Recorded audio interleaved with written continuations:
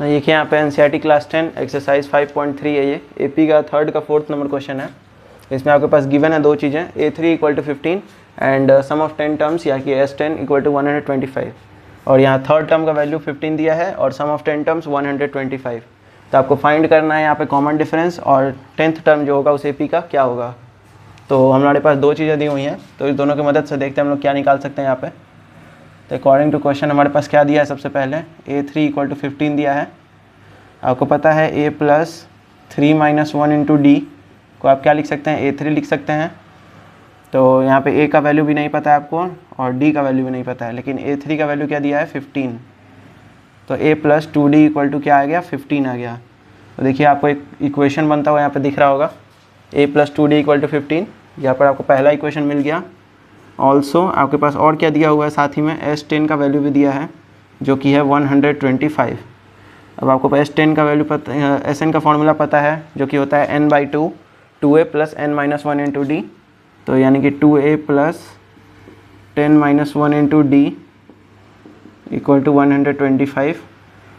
यहाँ देखिए an का formula a plus n minus 1 into d और Sn का n/2 2a plus n minus 1 into d. ये दोनों फार्मूला वैसे आपको याद होना चाहिए, बहुत ही इंपॉर्टेंट फार्मूला है। तो देखिए an के जगह पे आप a plus 3 minus 1 into D रखेंगे तो किसका वैल्यू होगा, A3 का। और यहाँ पे अगर 10/2 2a plus 10 minus 1 into D रखेंगे तो किसका वैल्यू होगा, S10 का। यहाँ पर S10 लिख सकते हैं, ये S10 का वैल्यू है। ये देखिए 2 से ये 10 कट जाएगा 5 टाइम्स और ये हो गया 2a प्लस 10 में से 1 माइनस करिएगा तो हो जाएगा 9 और इधर हो गया 125। अब देखिए 5 इधर मल्टीप्लाई में है, इधर जाएगा तो डिवाइड में हो जाएगा। तो 2a plus 9d equal to 125/5। 5 से आपको पता है ये कितने बार में कटेगा, 25।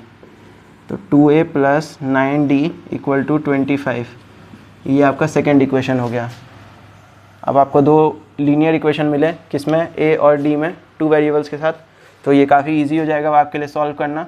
तो फ्रॉम 1 and 2 पहले हम लोग दोनों इक्वेशन लिख लेते हैं। a plus 2d equal to 15 पहला इक्वेशन है, दूसरा है 2a plus 9d equal to 25, ये दूसरा इक्वेशन दिया हुआ है। अब देखें यहाँ पे अगर आप पहले वाले इक्वेशन में अगर 2 से मल्टीप्लाई कर दें तो यहाँ पे 2a हो जाएगा, फिर अगर आप इसको माइनस करेंगे तो क्या हो जाएगा, कट जाएगा ये, ठीक है। तो पहले इक्वेशन में हम लोग 2 से मल्टीप्लाई कर रहे हैं तो हो जाएगा 2a plus 4d equal to 30 और नीचे वाले को हम लोग वैसे ही रख रहे हैं अभी। उसके बाद हम लोग यहाँ माइनस का साइन लगाएंगे तो देखिए 2a कट जाएगा। अगर 9 में से अगर आप 4 घटाएंगे तो कितना बचेगा, 5d बचेगा, लेकिन किस में, माइनस में। क्यों, क्योंकि यहाँ पे 9 जो है वो बड़ा है। यहाँ हम लोग लिख देते हैं फ्रॉम 1 माइनस 2। 1 में से जब 2 को आप घटाएंगे, 1 में हमने 2 से मल्टीप्लाई किया है तो देखिए यहाँ पे 2a प्लस 4d हो गया। और 9 में से जब आप 4 घटाएंगे तो आपको पता है कितना होता है, 5 होता है। और यहाँ माइनस का साइन लगाया क्योंकि 9 आपका क्या देख रहे हैं आप लोग, 9 बड़ा है। और यहाँ पे देखिए 30 में से 25 आपको माइनस करना है तो कितना हो जाएगा, 5। अब देखिए d का वैल्यू क्या होगा, 5। ये इधर मल्टीप्लाई में है -5 तो इधर कहाँ जाएगा, नीचे। यहाँ देखिए ये दोनों मल्टीप्लाई में था, -5 इंटू डी। तो अगर आपको d का वैल्यू चाहिए तो बाकी सबको नीचे भेजना होगा। तो यहाँ -5 नीचे आएगा तो ये कट जाएगा। d का वैल्यू आपको मिलेगा -1। d का वैल्यू आपको क्या मिला, -1। आप पहले इक्वेशन या दूसरे इक्वेशन किसी में भी रखिए। फ्रॉम इक्वेशन 1 जो कि है a plus 2d equal to 15, इसमें आपको किसका वैल्यू मिल चुका है, d का वैल्यू मिल चुका है। अब d का वैल्यू वहाँ रख दीजिए। देखिए यहाँ हो जाएगा a plus 2 into -1 equal to 15, ठीक है। तो ये हो गया a माइनस 2 बराबर 15 और a इज इक्वल टू हो जाएगा 15 प्लस 2, यानी कि a इक्वल टू हो गया 17। क्योंकि यहाँ देखिए ये इधर माइनस में था, उधर जाएगा तो क्या बन जाएगा, प्लस में। और 15 में 2 ऐड किया हम लोगों ने तो 17 हो गया। तो आपको एक तो d निकालना था, दूसरा चीज़ यहाँ पे a10 भी चाहिए था। तो नाउ अब आपको पता है a10 क्या होता है, a plus 10 minus 1 into D हो जाएगा।